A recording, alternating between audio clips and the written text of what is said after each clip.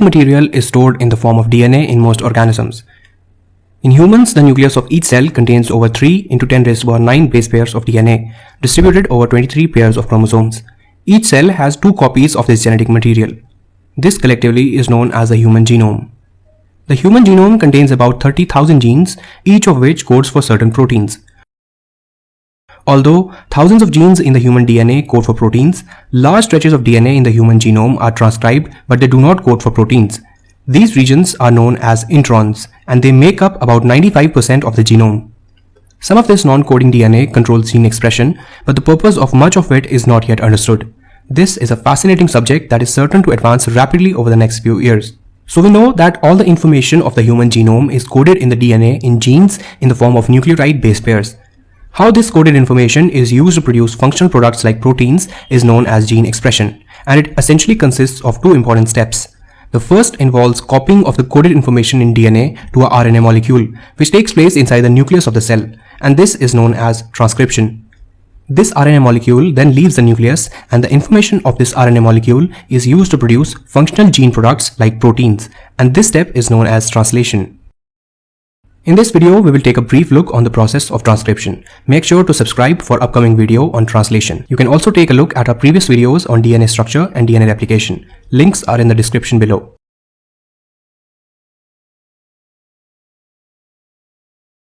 So the process of transcription takes place in 2 broad steps. First, the enzyme RNA polymerase forms a pre-messenger RNA molecule. This happens in the nucleus by using base pairs complementary to the base sequence of the DNA template strand. In the second part, the pre-mRNA is edited by more enzymes to produce a desired mRNA, which is the final product of the transcription. So let's look at the first section of this process, which is the formation of the pre-messenger RNA, which essentially takes place in 3 steps: initiation, elongation, and termination. Now the main enzyme that is involved in this process of transcription is the RNA polymerase. The RNA polymerase has the main job of copying the information of the DNA to a new RNA molecule. RNA polymerase builds the new strand from the 5' to the 3' direction, adding new nucleotides to the 3' end. So the first step in the formation of a pre-messenger RNA molecule is the initiation, in which the enzyme RNA polymerase binds to the promoter region of the DNA. Now let's suppose this is a gene that is shown in the green that needs transcription. At the beginning of each gene, there is a sequence of base pairs known as the promoter region of the gene. The promoter region serves as a guide which tells the enzyme RNA polymerase where to attach. Once the RNA polymerase binds to the promoter region, it separates these 2 strands of DNA, providing the single-stranded template needed for transcription. Only one of these strands is used in the process of transcription, which is known as a template strand. This strand always runs from the 3' to the 5' direction. This is because of the fact that we just discussed. That is, that RNA polymerase can only synthesize the new strand from the 5' to 3' direction. So it can only use a strand of the DNA running from the 3' to 5' direction as a template, as the new strand that is copied is always copied in the anti-parallel direction. So after the RNA polymerase binds to the promoter region of the DNA, the second step in this process is elongation, which is the process of copying the bases on the DNA template strand to form the new complementary RNA strand. The RNA polymerase uses nucleotides according to the base pair complementary rules to create RNA copy. In the previous videos, we learned how the DNA is copied by DNA polymerase to form an identical new strand of DNA.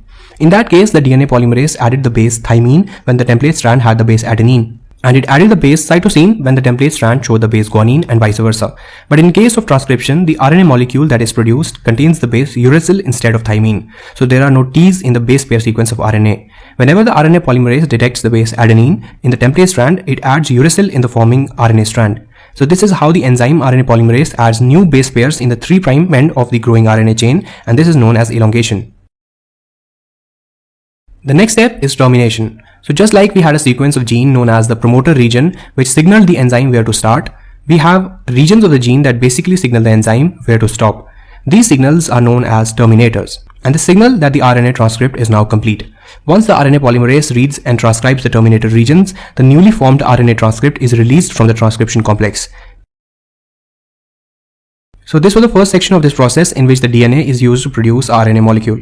This RNA is known as the pre-mRNA or the pre-messenger RNA. The prefix is used here to show that this mRNA is not yet ready to leave the nucleus and start the process of translation. So the next section of this process of transcription deals with how this pre-mRNA is converted to a mature RNA molecule. So imagine that you want to publish a new book, and you have printed all the pages. Now you cannot sell the book yet because a new book needs covers, both front and back. Also, before selling it, it is important to check for any blank or wrong pages that may have been inserted. These two processes essentially represent how the pre-mRNA is processed. The first step involves addition of a cap and a tail to the ends of this pre-messenger RNA molecule. These caps and tails are short amino acid sequences that protect the pre-mRNA molecule. The free ends of the pre-mRNA are liable to attack from many enzymes. The cap and the tail covers these ends. The second step of this process involves removal of any unuseful or junk sequences that do not code for proteins, and these are known as introns. This is known as RNA splicing, in which the protein RNA complex known as the spliceosome removes these non-coding parts. The rest of the DNA is then joined again together to create a mature RNA molecule. So this was a brief look at the process of transcription. Guys, thank you so much for watching this video. If you found this video and all the other free education videos on this channel helpful, you can now support Math Simplified on patreon.com for literally the price of a coffee cup. This will allow me to fund my work and make more videos like this, and will also unlock some cool Patreon only exclusive content like behind the scenes of these videos, upcoming videos, early notifications, and exclusive flashcards and handouts. Make sure to subscribe us on YouTube for all the upcoming videos, and also make sure to follow us on Instagram and Facebook for flashcards, notifications, and much more.